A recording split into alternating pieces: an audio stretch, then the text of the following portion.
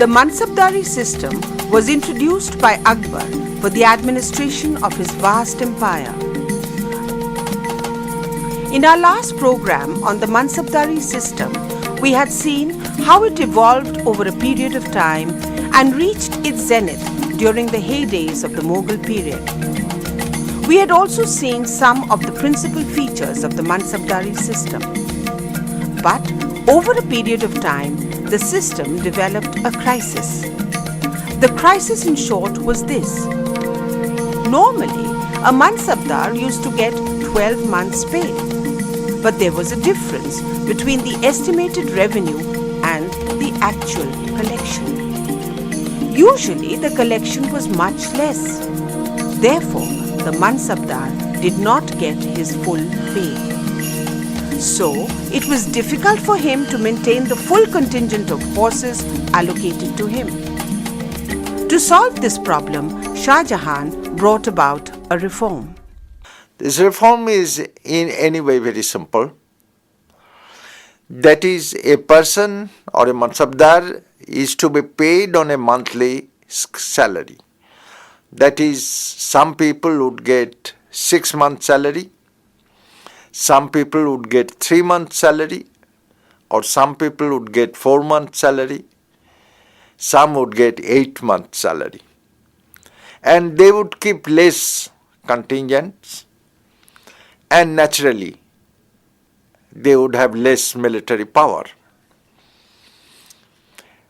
Along with that, Shah Jahan had given a table of such payments of such monthly scale. Now there is a very small problem in the scale that has been given by Shah Jahan.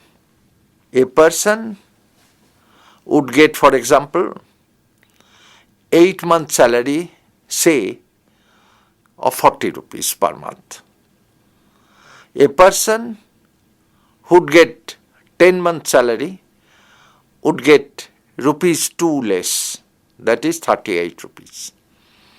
But a person who is getting 9 months salary would get far less, once again showing that there is no arithmetical proportion in the reduction of the salary of the Mansabdar. It is once again fixed arbitrarily without any arithmetical proportion. But since Shah Jahan had given a table, this is more or less very easy to calculate. In case of the Sawar, the salary is also reduced per unit, as I have said earlier, and therefore with the month scale, he will keep less Sawars, that is less cavalry, and he will naturally get less money. This is in accordance with the collection of the Jaigir. Aurangzeb continued this method and further reduced the Sawar contingent salary. He did not reduce the Jat one, but the Sawar one, and continued the monthly scale as it is. But in his time, the reform of Do Aspa, Si Aspa had increased tremendously. So more people are getting more horses, and as a matter of fact, it has happened that in certain cases, what is unthinkable in earlier days of the Mughal Empire, the number of Sawars had become more than the Jat, which, as I have said earlier, is not allowed. But in case of the crisis that is gradually coming into the Mughal Empire, Aurangzeb had to follow this decision.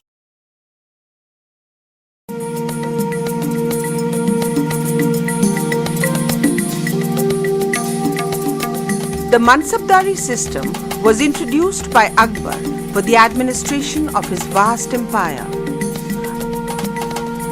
In our last program on the Mansabdari system, we had seen how it evolved over a period of time and reached its zenith during the heydays of the Mughal period. We had also seen some of the principal features of the Mansabdari system. But over a period of time, the system developed a crisis. The crisis, in short, was this. Normally, a Mansabdar used to get 12 months' pay. But there was a difference between the estimated revenue and the actual collection. Usually, the collection was much less. Therefore, the Mansabdar did not get his full pay. So, it was difficult for him to maintain the full contingent of horses allocated to him. To solve this problem, Shah Jahan brought about a reform. This reform is in any way very simple. That is, a person or a Mansabdar is to be paid on a monthly salary. That is, some people would get 6 months salary, some people would get 3 months salary, or some people would get 4 months salary, some would get 8 months salary. And they would keep less contingents, and naturally they would have less military power. Along with that, Shah Jahan had given a table of such payments of such monthly scale. Now there is a very small problem in the scale that has been given by Shah Jahan. A person would get, for example, 8 months salary, say, of 40 rupees per month. A person who'd get 10 months salary would get rupees 2 less, that is 38 rupees. But a person who is getting 9 months salary would get far less, once again showing that there is no arithmetical proportion in the reduction of the salary of the Mansabdar. It is once again fixed arbitrarily without any arithmetical proportion. But since Shah Jahan had given a table, this is more or less very easy to calculate. In case of the Sawar, the salary is also reduced per unit, as I have said earlier, and therefore with the month scale, he will keep less Sawars, that is less cavalry, and he will naturally get less money. This is in accordance with the collection of the Jaigir. Aurangzeb continued this method and further reduced the Sawar contingent salary. He did not reduce the Jat one, but the Sawar one, and continued the monthly scale as it is. But in his time, the reform of Do-aspa, C-aspa had increased tremendously.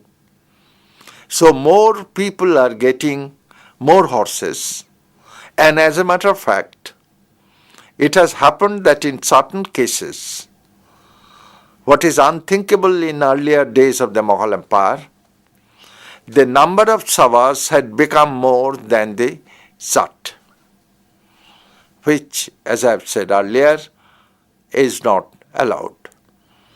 But in case of the crisis that is gradually coming into the Mughal Empire, Aurangzeb had to follow this decision.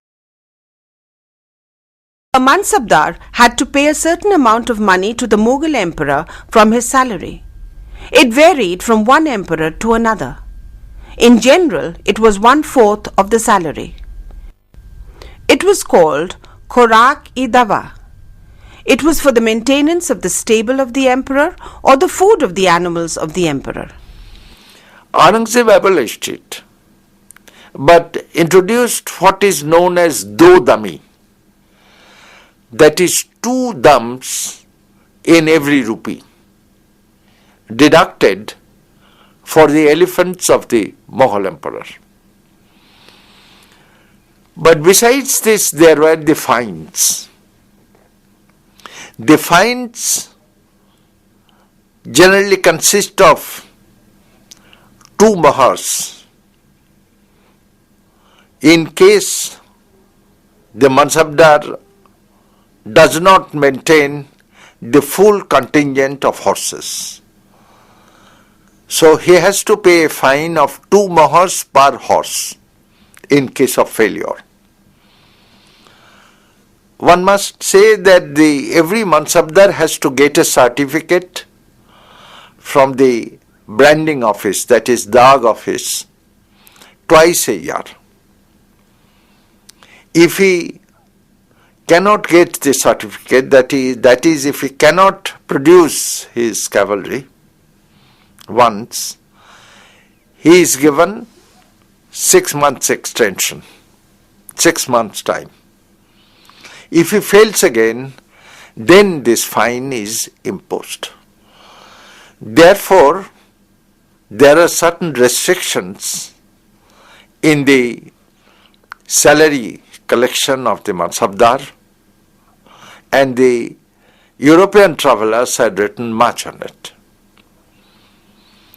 Apart from this, there is the law of escheat. The law of escheat is actually the confiscation of the property of the Mansabdar by the state. This is a very old Arab custom. The earlier concept was that a person, if he does not have any male child, then his property will go to the state. The female line is blocked. She will not, or her descendants will not get anything at all. This law continued till the 9th century, late 9th century, when the Caliph Mustasim abolished it. But it appeared in some form under the Delhi Sultanate, which was a very rare case, but it appeared in a good form in many cases under the Mughals. The Mughals had by that time had introduced the system of Mutaliba. The system of Mutaliba is that the Mansabdar has taken money from the state and therefore he must repay it by his property after his death. Actually, the Mansabdar has not taken any money, but the Mughal view was that the rise of the Mansabdar, the making of his fortune, his affluence, his property, all this is due to the bounty of the Mughal emperor himself, the bounty of the Mughal empire. Since he had become a Mansabdar, he has got all this. Therefore, he is indebted to the Mughal empire itself, to the state, and the state must take it. There are cases on record when inventory was done and the entire fortune taken. But in some cases, and it depends on the discretion of the Mughal emperor, that a portion was given back to the inheritors. This portion was not fixed. The principle was not clearly defined, and it was quite arbitrary, a characteristic of Mughal administration. Even if the Qazis wanted the inheritance to be given, the Mughal emperor did not pay any attention to it. Aurangzeb had even confiscated the property of the British East India Company when its president of Surat died, and this had led to a war. So the Mughal emperors continued to do so, but Aurangzeb had given 2 farmans on this issue. In 1666, Aurangzeb issued a farman stating that if there is no legal heir, that is male heir of course, according to him, then he would get certain amount of property. In case of Shah Jahan, he get once 50% property back. But as I have said, there is no fixed rule. In 1691, Aurangzeb issued the second farman, in which he said that if the son of the Mansabdari is working as an officer of the state, then his property should not be confiscated. One could wait up to the death of the son. So once again, this is at the discretion of the Mughal emperor itself.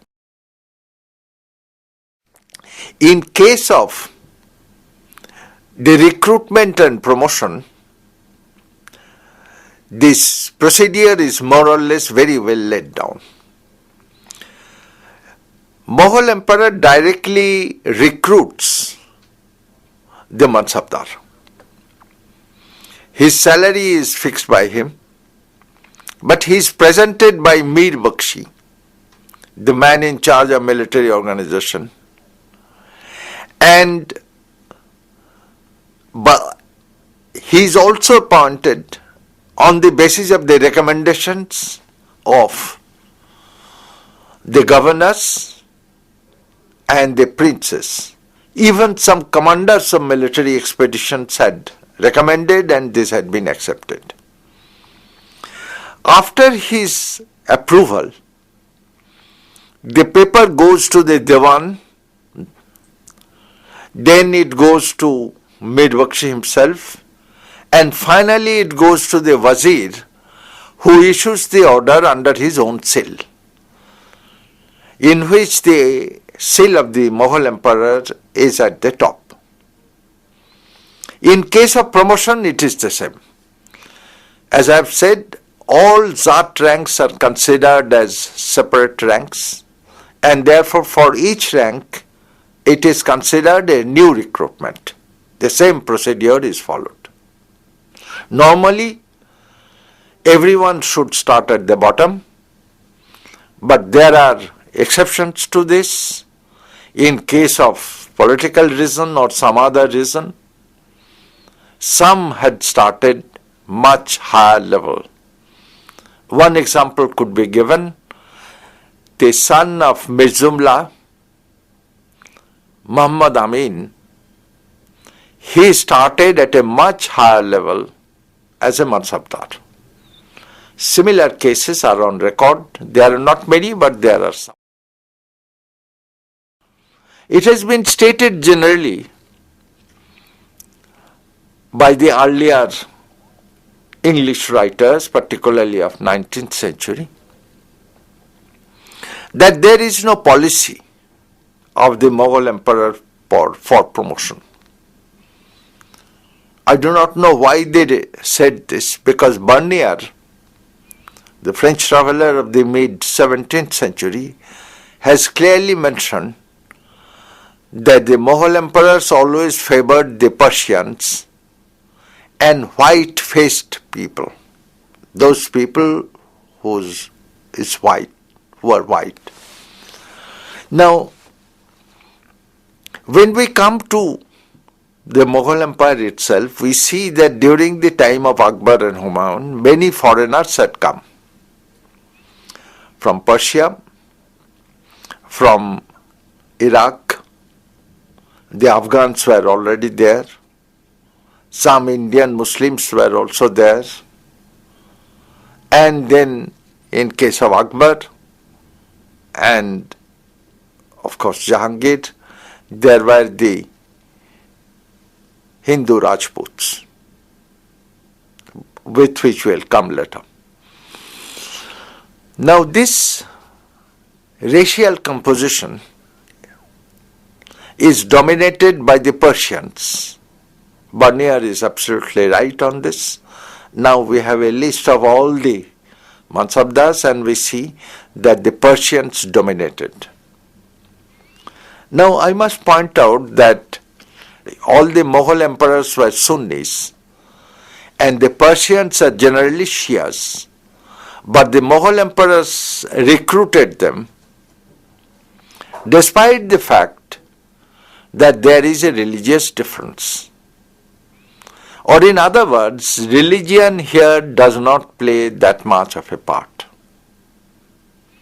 which could be seen in case of Aurangzeb as well.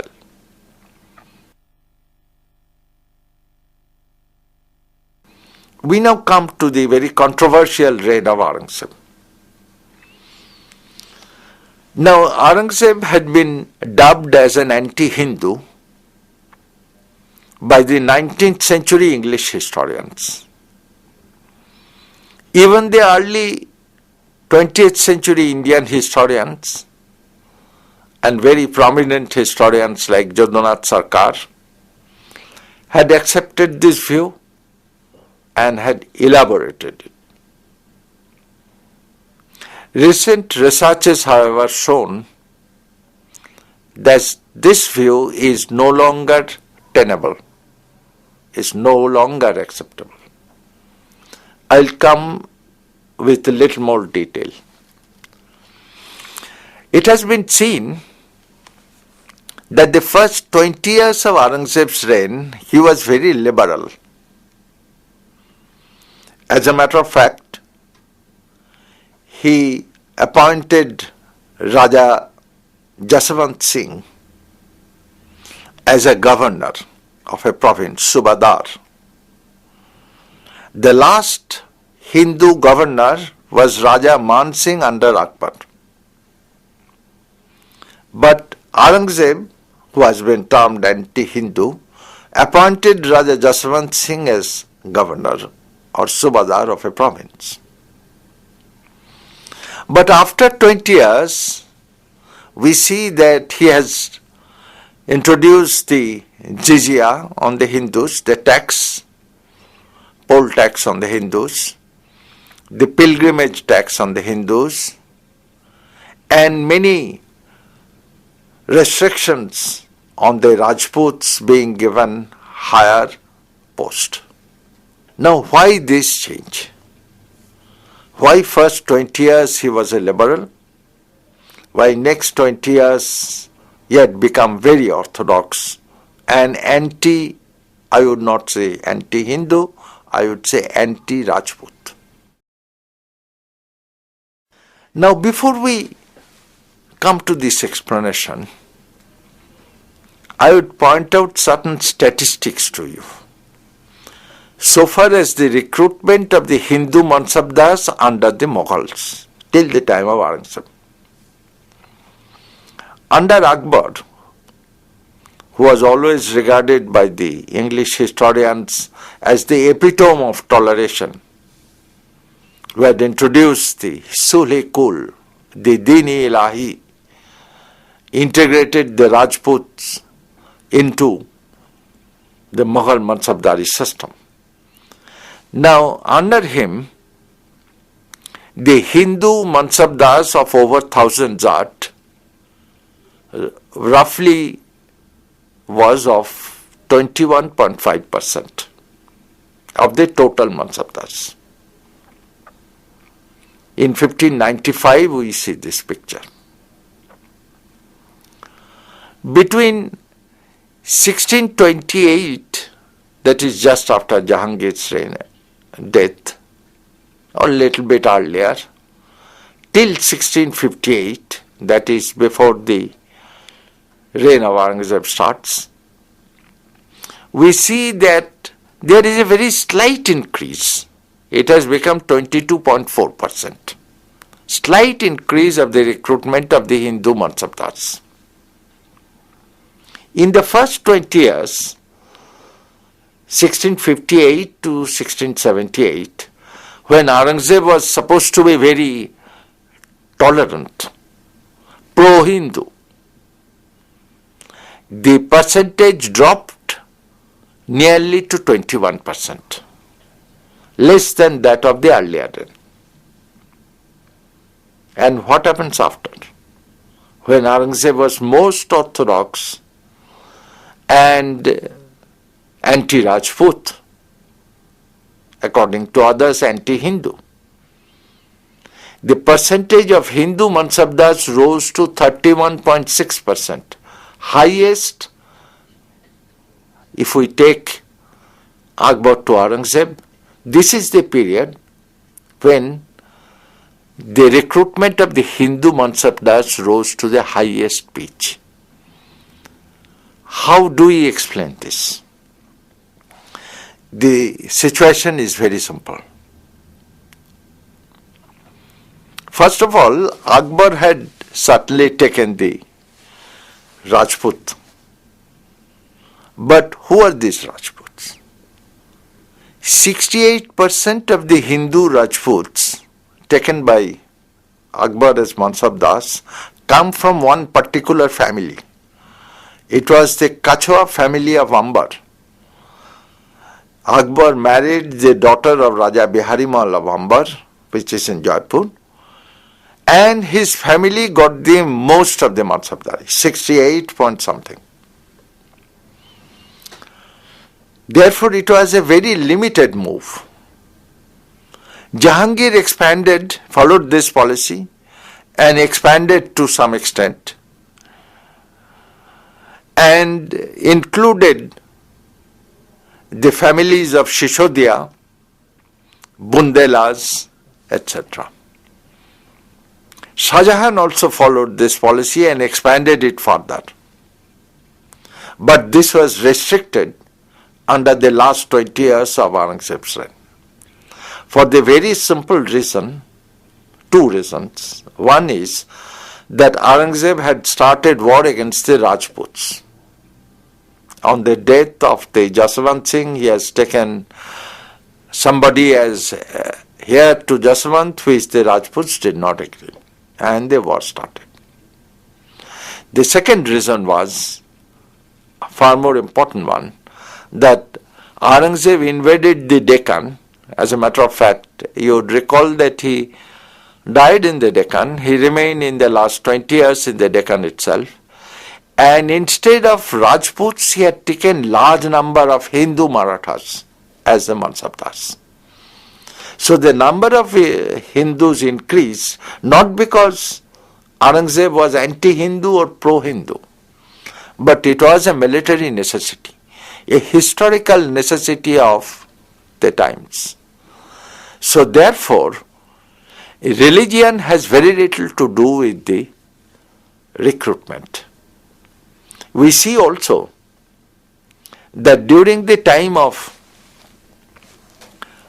Aurangzeb, on the one hand, the Sunni Afghans were gaining their positions, were gaining more Mansabdaris, but at the same time, the Sunni Iraqis were losing. So one Sunni group is coming up, another Sunni group is going down. The same thing happened as in the case of Rajputs and the Marathas. So therefore, there is always a policy in the recruitment of the Mughal Mansabdars. It is not correct to say that there is no policy. There is certainly a policy. Only we have to look in detail in the background, in the context to see it. The Mughal Empire was quite rich, but this wealth was not distributed equally even among the Mansabdars. Studies have shown that 5.6% of all Mansabdars controlled 70% of the revenues of the empire.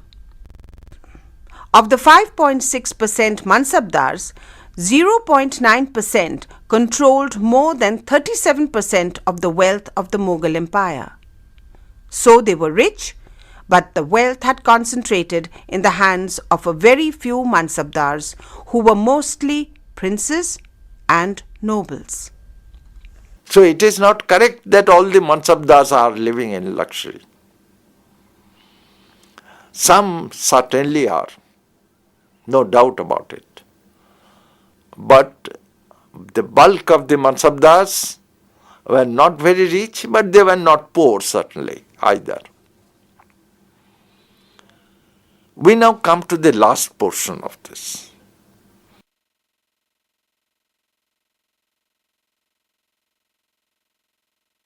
Abdul Aziz and others, they had harped on the crisis of the Mughal Mansabdari system. And they had made it a crisis of the Mughal Empire as well.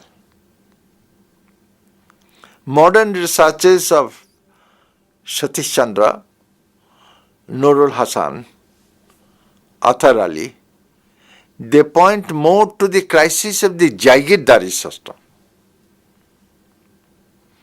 which we shall see next day, in the next lecture. But there is certainly a crisis in the Mansabdari system. During the later years of Aurangzeb, no new Mansabdar was appointed. There was no Jaigir left to be given to them. And one contemporary